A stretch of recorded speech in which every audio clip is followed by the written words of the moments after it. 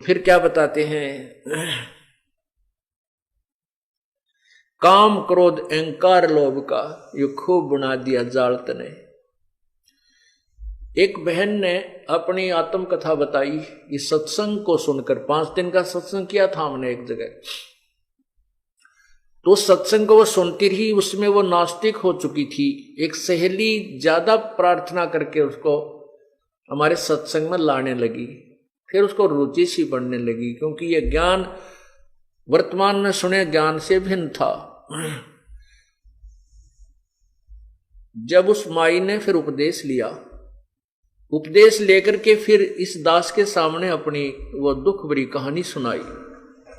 वो कहने लगी, महाराज जी मैं कति नास्तिक हो गई थी और पहले मैं ढेर सारी पूजाएं किया करती थी।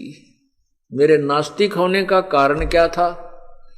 उसने बताया कि मेरी शादी हुई थी, एक पुत्र की उत्पत्ति हुई। वो लड़का हुआ 5-4, शादी के भी 4-5 वर्ष के बाद, और लड़का जब छोटा ही था इसके पिता की मृत्यु होगी एक्सीडेंट में। फिर मैंने अपने पुत्र के लिए कि मेरा पुत्र, इसको पालूंगी पोसूंगी पढ़ाऊंगी लिखाऊंगी, पैरों पर खड़ा कर दूंगी, इसकी शादी करूंगी, फिर बालक हो जाएंगे, बच्चा हो जाएगा इसके, तो अपना वंश चलाऊंगी। इस दृष्टिकोण से मैंने अपने पुत्र की परवरिश की, और बच्चा जो भी आवश्यक वस्तु जो मैं मेहनत मजदूरी करके जो 2 पैसे कमाया करती थी, और जो भी वो मुंह से निकाल देता था मैं तुरंत पूरा करती थी। कहीं ये बच्चा ये ना सोच बैठे कि मेरा पिता नहीं है, मेरा पिता होता तो आज मुझे ये वस्तु ला कर देता। तो मैं उसकी हर इस इच्छा की पूर्ति भी किया करती थी कि मेरा बेटा ये महसूस ना करे कि मैं बिना पिता का पुत्र हूं। जब वो लड़का +2 में पढ़ रहा था, उसने बच्चों की देखा देखी मोटरसाइकिल लेने की जिद लगा दी। मैं बहुत डरा करती थी कि इसका पिता भी ऐसे ही मृत्यु को प्राप्त हुआ था एक्सीडेंट में, और कहीं ये मेरा बेटा मोटरसाइकिल पे मार ना खा जाए। लेकिन बच्चे ने जिद बहुत कर दी।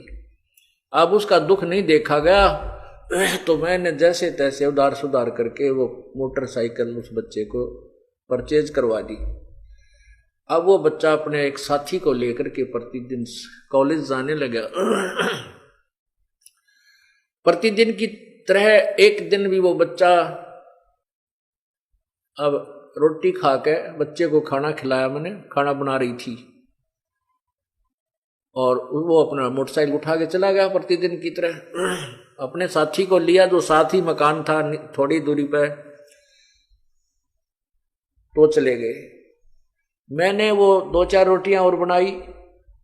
रोटी बना करके मैं सोचीला रोटी खा लेती हूं। मैंने ऐसे ग्रास मुंह की तरफ किया था, इतने में वो लड़का, उसका साथी, उसके भी चोट लगी हुई, कपड़े फटे हुए, थोड़ा बहुत रक्त उससे भी निकल रहा था। वो भाग गया आया, कहने लगे, आंटी मेरे अब भाई की मृत्यु होगी ना, वो एक्सीडेंट हो गया भाई का। अब उसने नो कहा, और मेरे हाथ से वो रोटी छूट गई मुंह में, जो आज दिन खाने के लिए ग्रास उठाया था। अब मैं सिर पे कपड़ा नहीं, पैरों में जूते नहीं, उस बच्चे के पीछे पीछे बहुत बुरी तरह दौड़ ली। उसने स्थान बता दिया था कि वहां एक्सीडेंट हो गया। वहां गई तो वहां मोटरसाइकिल बुरी तरह टूटी हुई पड़ी थी, बच्चा नहीं था। पता चला कि वो किसी हॉस्पिटल, नजदीक ही एक अस्पताल था सरकारी, वहां लेकर गए हैं। वहां जाकर पता चला कि वो, जाते ही पता लग गया कि उसकी मृत्यु हो चुकी है। कहते मैंने उस हॉस्पिटल की दीवार का टक्कर मारी, मेरा सिर फट गया, बेहोश हो गई, 7 टांके आए मेरे सिर में। उसके बाद रो रो का बुरा हाल हो गया, और जितनी भी पूजाएं मैं किया करती थी, ठा के मैंने कुर्डियां पर फेंक दियो, देवताओं की मूर्ति मारती, और वो पितरों की जितने भी पूजाएं मैं करती थी, क्योंकि मैं ढेर सारी पूजाएं करती थी। मैंने कोई स्थान नहीं छोड़ा, जिसने भी जो बता दिया कि वहां भी जाइए वहां भी जाइए, सारे सब पूजाएं मैं करती थी, देवी देवताओं की, ब्रह्मा विष्णु जी की, शिव जी की, हनुमान जी की, संतोषी माता की, शेराणी माता की, बाबा श्याम जी की, यानी जो भी हरिदास जी की, गरीबदास जी की, यानी जहां भी जिसने मुझे नियर बाई बताया मैं उड़े जाया करती कि हे भगवान मेरे बच्चे की लंबी आयु देना। परमात्मा कहते हैं आए हाय कि जो खावे ताको, जो बख्शक ताको विश्वासा, और जो रक्षक उसते ये फिरे उदासा।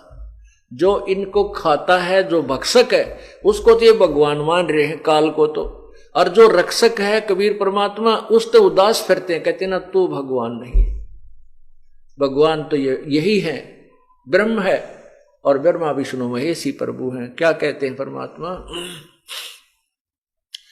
मैं रोवत हूं सृष्टि को, ये सृष्टि रोवे मोहे, गरीबदास इस वियोग को समझ न सकता कोई। गरीबदास जी महाराज कबीर परमात्मा के विषय में बता रहे हैं। गरीबदास जी को कबीर परमेश्वर ने यह ज्ञान बताया, उसका आगे वो वर्णन कर रहे हैं कि कबीर परमात्मा ये कहते हैं कि मैं तो अपनी प्यारी आत्माओं को रोता फिरता हूं कि तुम मेरे बच्चे हो, मेरी आत्मा हो, तुम मेरे पास आ जाओ, तुम मेरे ज्ञान को ग्रहण करो, मैं तुम्हें अपने सतलोक में ले चलूंगा।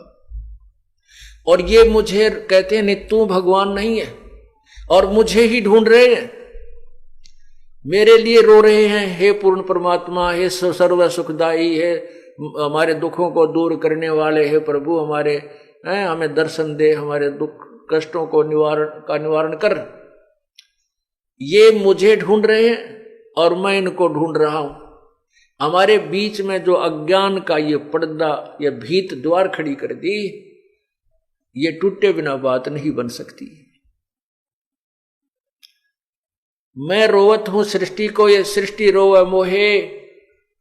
और गरीबदास जी कहते हैं, कबीर भगवान नो कह रहे हैं, हमारे इस वियोग को, हमारे इस बिछड़े हुओं को कोई नहीं समझ पा रहा।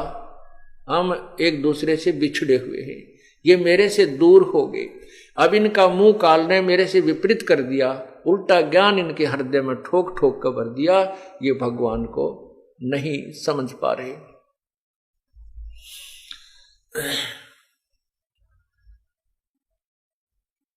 तो यहां बताया कि एक माई का पति मरा, वह दुख में माथा फोड़े थी। फिर उस माता ने, उस बहन ने उपदेश लिया। मैंने कहा बेटी ये तो काल का भयंकर जाल है, ना जाने कितनी बार ये पुत्र जान लिए, ना मेरा कितनी बार हमने ये चक्कर लगा लिए। और एक बात और विशेष समझ लेना कि परमात्मा की तेरे ऊपर एक विशेष कृपा हुई है। देखो पुत्र चलो जीवित भी रह जाता तो तय इस काल के जाल तो नहीं निकल सकती थी। वो तो जो होना था हो लिया, काल का जो विधान था उसने अपना पूरा कर दिया। अब ये सर्वस्व समाप्त करके भी और तुझे ये मार्ग मिल गया तो समझ लेना तेरा कुछ भी नहीं बिगड़ा है। तेरे ऊपर एक विशेष उपकार है परमात्मा का कि अब तेरी रुचि पूर्ण रूप से प्रभु में लगेगी। ज्ञान समझ में आ गया और कोई मोह ममता का कारण तेरे लिए रहा नहीं। अब जैसे परमात्मा क्या कहते हैं, कबीर जी कहते हैं, हम घर फूक्या अपना और लुका लीन हाथ, उसका घर भी फूक देवा जो चले हमारे साथ। परमात्मा कहते हमने तो अपना घर जला दिया और एक बढ़ता हुआ मसाल हाथ में ले रखा, मिराड मसाल, और उसका भी घर फूक दें जो हमारे साथ चलेगा, उसका भी घर का नाश कर देते हैं। अब यहां इस बात को समझना है कैसे नाश करते हैं।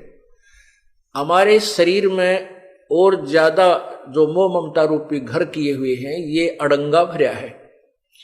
कहते हैं जो हमने तो अपना ये घर साफ कर लिया, फूक फाक दिया, इसके अंदर जो कबाड़ भरा था, और उसका घर भी फूक दें जो हमारे साथ अर्थात हमारा पंथी होगा, हमारा हम सफर होगा, हमारे अनुसार जो चलेगा, उसका भी ये सारा कुबाड़, उसके घर के अंदर का सारा गंद जला देंगे। हम घर फूक्या अपना और लुका लेना हाथ, उसका घर भी फूक देवा जो चले हमारे साथ। एक बार श्री नानक जी अपने दो वो शिष्यों के विशेष शिष्य थे, उनके साथ भ्रमण पर जा रहे थे। एक वृद्धा उनकी बहुत अच्छी सेविका थी, वो उनके वहां रुके। तीनों जने, बुढ़िया ने बड़ी सेवा करी, गायें बांध रखी थी। हाँ, पहले वो जाते थे तो बुढ़िया बहुत ज्यादा समय गुरुजी के पास बैठ करके ज्ञान सुनने लगाती थी। दूसरी बार जब वो दूसरी तीसरी बार गए तो वह बुढ़िया ने गाय ले ली मोल।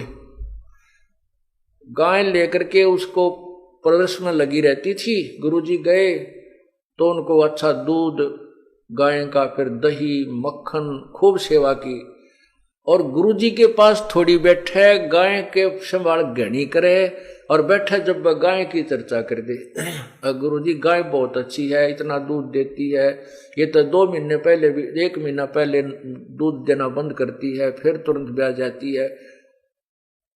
अब फिर क्या कहती है परमात्मा। जब गुरुजी चलने लगे, सुबह न बोले भगवान करे बुढ़िया तेरी गां मरियो। ओ ले भाई, ये गां मरियो, ये आशीर्वाद दे दिया कि परमात्मा रब करे तेरी गां मरियो। अब बुढ़िया भी गुरुजी के मुंह का ना देखे, भाई यूं के कया, गुरुजी ने अच्छी सेवा करी, दूध पियाया, घी खवाया, गाय कर, ये मरियो। तो आगे चल के वो दोनों शिष्य पूछने लगे, गुरुदेव आपने उस बुढ़िया का दिल तोड़ दिया। वो तो बड़ी खुश हो रही थी गाय को पाल करके, और आपने दुर्शीष दे दी कि उसकी गाय मरे और वो तो बहुत दुखी हो जाएगी। तो गुरुजी बोले, भाई फिर बताऊंगा इस प्रश्न का उत्तर, अभी मैं कुछ नहीं दे सकता। अब वह तीसरे दिन गाय मर गई बीमार होकर। गाय मर गई, बुढ़िया 2-4 दिन तक दुख पाई। फिर वह फुर्सत होगी तो पहले तो वो नित्यनेम सुबह का जो गुटका भी ना कर पावा थी, उस गाय मुर्जी पुड़ज रह जाती, दिन मरण के रह रहे थोड़े, कति बुढ़ा पावर या कोडी कोडी चालर गां के चिपटी रही थी, भजन ना करे थी। तो फिर वह बुढ़िया ने वो भजन का समय खूब मिल गया, अपना अच्छा भजन करे, सुबह शाम दोपहर दिन में भी उलगी सी होगी। फिर गुरुजी आए 2-1 महीना के बाद। अब उन चेलों को ये हो रही बुढ़िया जाते बोगरा मारेगी भाई तू खड़ा आ गया, मेरी गां मरगी, आशीर्वाद दुर्शाशीष दे के गए थे। तो जाते ही बुढ़िया ने बड़ी सेवा करी, खाट बिछाई, बैठाए गुरुदेव को। तब परमात्मा गुरुजी ने पूछा कि बुढ़िया सुना कुछ भजन सिमरन ठीक बन रहा है, बिलाजी मौज होगी, और आपका जो वचन फल गया वो गां मरगी, वह गां ना मरा होता मैं मरूं। अर्थात मैं अधूरी जाति, मेरी भक्ति नहीं बनती प्रभु, वह गां की मृत्यु होने से, और मुझे भजन का समय मिल गया, आपने मेरे ऊपर बड़ा रहम किया। तो परमात्मा ने कहा, बुढ़िया उस समय तक तने मैं बहुत बुंडा लग गया, जब तक तुम अंदर अंदर खूब गाल दे थी मेरे ती बताइयो किसे गुरुजी हुए, मेरे पशुओं ने मार कर राजी है, कहा जी एक बार तो मन में खोट आया था, परंतु बाद में समझ में आई। तब परमात्मा उस गुरुदेव ने बताया श्री नानक जी ने कि बुढ़िया ये काल का जाल है, ईब तेरा कौन सा पहलवान बनने का समय है, अपने 2 रोटी खा लू की सूखी भजन करे, बताई दूध मत के काटेगी, के दही न फूकेगी, टाइम तेरा थोड़ा सा रह रहा है, भक्ति तू कर नहीं रही थी, सारा दिन गां की चर्चा चल रही थी, इससे के चक्कर में रह थी, मैं भी तेरे पास डटा तो तूने सारा दिन में तो जो है ना 10% मेरी बात सुनी, 90% तू अपने झंझट में फंस रही थी। अब तेरे उपकार के लिए ये आशीर्वाद देना पड़ा कि तेरी या गऊ यहां से छुटे। तो पुण्यात्मा फिर बुढ़िया का कसूती समझ में आ गई। अके भगवान कति नाश हो गया था, मेरे तो अंतिम समय आ रहा था और कति राम नाम की रुचि रही है नहीं थी, गाय मुड़ रही थी। तो पुण्यात्मा संत जो करते हैं वो ठीक करते हैं, भगवान जो करता है वो बहुत अच्छा करता है। उसके लिए क्या बताते हैं कि कोट जन्म तन भरमत होगे, कुछ ना हाथ लगा रे, कुकर सुकर खरबा बोरे कौआ हंस वगारे। कोटि जन्म तू राजा की न, मिटी न मन की आशा, और भिक्षक होकर दर दर घूम लिया, ये मिला ना निर्गुण रासा।